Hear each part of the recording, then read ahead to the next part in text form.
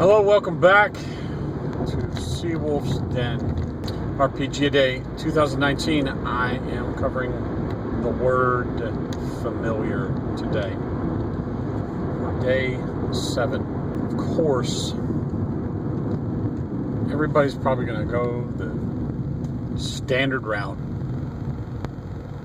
of familiar and have a Dungeons & Dragons familiar, drawing a familiar, or talking about a familiar. Quite honestly, I'm going to go a different route. I don't know how positive it is, but I want to turn it into a positive. I want to kind of tell you a story of, once again, my experiences.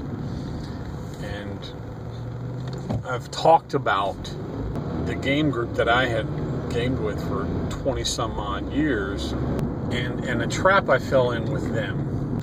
I got lazy, and a part of it is that I got distracted. I mean, I started a family, I started a real job, not just a contract, I started a career, if you want to call it that. But we became, over those years, very, very familiar with each other. I say it, the same group for 20 some odd years.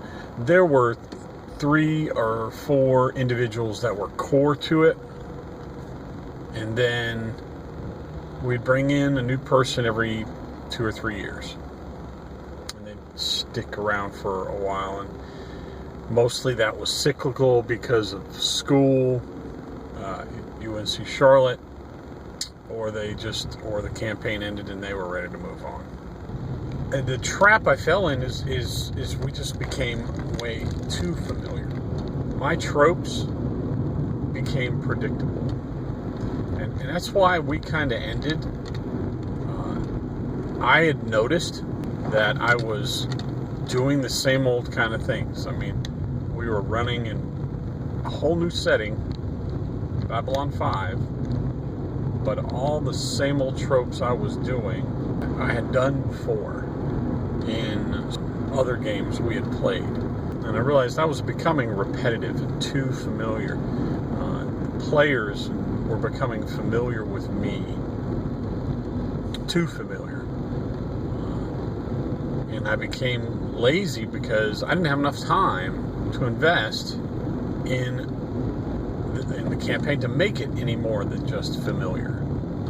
But my last campaign was way too ambitious.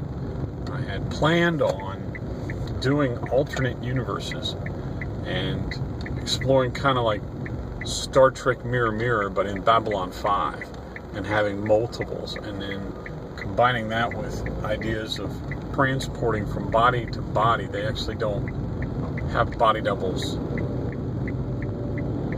in these worlds. Their essence is kind of like Quantum Leap. And it was a high concept idea, and I realized I'm going to be overloaded when I have to work out the details of every alternate universe, because I just felt like I had to, and every alternate universe had to have a story behind it so that players could poke holes in it. As soon as I did that, and as soon as I realized I'm over my head, and